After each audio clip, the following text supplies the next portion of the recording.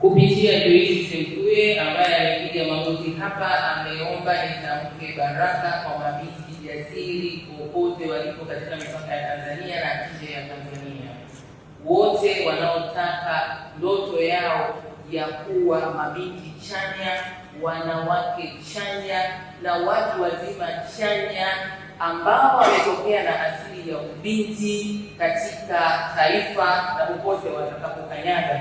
Na mimi naachilia baraka hizi kama mimi nilipofanyika kuwa mahala hapa nilipo kama waziri wa maendeleo ya jamii, jinsia, wanawake na makundi maalum, kwa kuaminiwa na Mheshimiwa Rais Dr. Samia Suluhu Hassan, Rais wa Jamhuri ya Muungano wa Tanzania, na kwa kuaminiwa na hayati Dr. John Pombe Magufuli aliyeongoza serikali ya awamu ya 5. Hivyo nawatia moyo nikisema kwamba unaweza kuwa chochote, unaweza kufanyika baraka. Usirudi nyuma, simama kwenye mambo yako na mstari wako. Mawimbi yapo, unampiza kwenye kutimiza ndoto zako.